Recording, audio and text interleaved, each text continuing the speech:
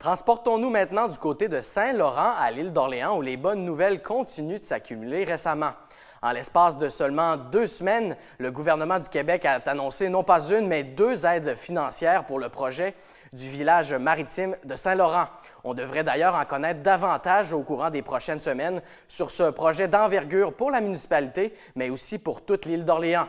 Pour le moment, voici mon reportage à cet effet.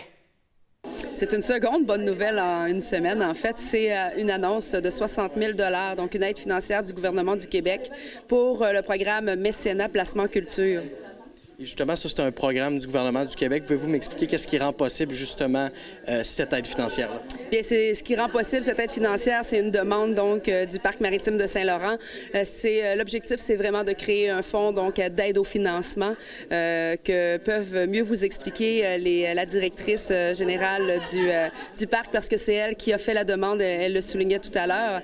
Mais somme toute, c'est vraiment de permettre d'assurer la pérennité du parc maritime, de faire en sorte que le parc puisse croître et donc se développer. On sait que c'est un lieu qui est vraiment très apprécié ici à Saint-Laurent, mais c'est aussi un endroit unique où se retrouver. Puis aussi, vous disiez que ça faisait suite à une autre aide financière. C'est une aide financière qui avait été annoncée la semaine dernière aux Trois-Couvents. Pouvez-vous m'en parler un petit peu? Oui, on a annoncé la semaine dernière 25 000 $, donc toujours au Parc maritime de Saint-Laurent dans le cadre du programme de soutien à la concertation et à l'innovation à des institutions muséales. On a annoncé pour le Parc maritime, c'était un projet qui se nomme Saint-Laurent Village maritime. C'est une initiative locale, donc ça va être agréable de voir qu'en plus du Parc maritime, il y aura donc un village maritime, soit la municipalité de Saint-Laurent qui veut se doter de cette appellation-là, mais qui le représente déjà très bien. On parle d'un projet porteur pour toute la municipalité. J'imagine que c'est important pour le gouvernement de soutenir ces initiatives-là qui aident toute la municipalité au complet. Ça aide plus que toute la municipalité parce que ça aide l'île d'Orléans également. Comme le maire le mentionnait tout à l'heure, ça peut permettre à des touristes qui visitent l'île d'Orléans de demeurer plus longtemps, non pas seulement à Saint-Laurent, mais sur l'île en soi.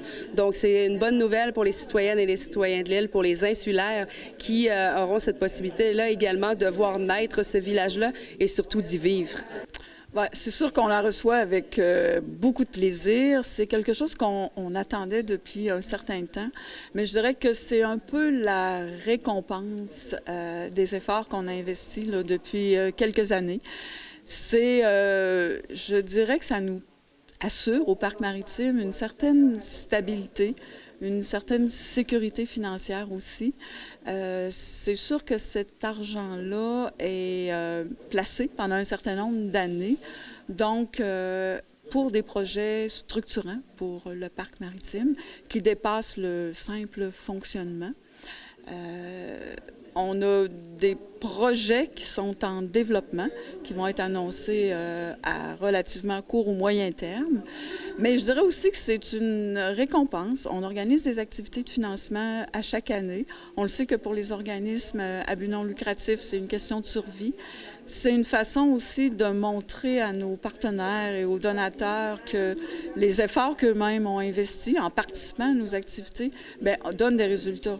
Parce que le programme, effectivement, est basé sur la participation de donateurs. Puis, en contrepartie, nous, on peut obtenir une subvention.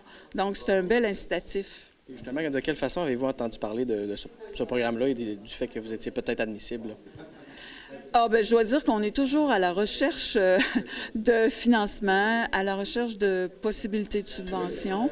Donc, quand on a vu ce programme-là, on trouvait ça intéressant, d'autant plus que c'est arrivé au moment où on organisait des activités de financement, je dirais, d'un petit peu plus grande envergure.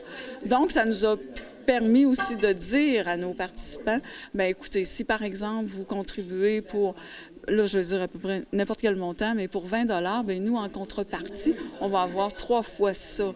Donc, ça tombait au bon moment. Ça tombait aussi au moment où on avait comme stabilisé le parc au niveau du fonctionnement. C'est sûr qu'à chaque année, on essaie de se renouveler, mais là, on est vraiment en train de penser au développement et c'est sûr que les sommes d'argent nécessaires sont toujours...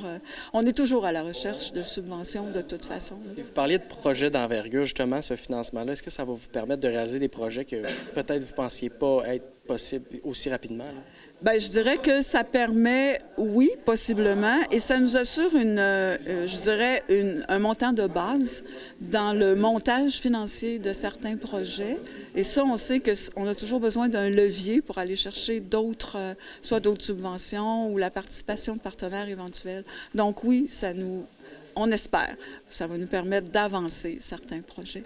C'est notre souhait. C'est votre souhait. En terminant, parlez-moi de l'importance justement du parc maritime pour la municipalité, mais aussi pour toute l'île d'Orléans. C'est un projet porteur.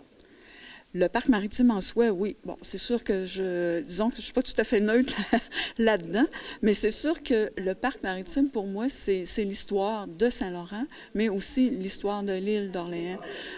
Quand on parle de chaloupiers, quand on parle de construction navale, puis quand on parle du volet insularité, l'influence qu'a eu le fleuve sur les résidents de l'île de Saint-Laurent, entre autres, bien, c'est sûr que c'est important de préserver cette histoire-là, de la faire connaître aux gens, de la raconter. Puis pour nous, bien, c'est plein de souvenirs. Puis je me dis, bien, il faut savoir d'où on vient pour savoir un petit peu plus vers quoi on s'en va. Donc, pour moi, c'est pour le conseil d'administration, pour la municipalité, c'est un site important à préserver, à développer, à faire connaître. J'imagine le gros défi par rapport à ça, c'est que les gens arrêtent et consomment dans les commerces ici à Saint-Laurent. Tout à fait, parce qu'on se dit, bien, plus il y a d'attrait dans un village, une municipalité, bien, plus les touristes, les visiteurs, bien, en s'arrêtant, vont par la suite peut-être aller dans un gîte, aller dans un autre commerce. Donc, il y a vraiment une interrelation entre tout ça. Et c'est ce qu'on se dit, en développant tout ça, bien, ça fait aussi un village qui est vivant, qui fonctionne bien. Alors pour nous, ça fait aussi partie de nos objectifs.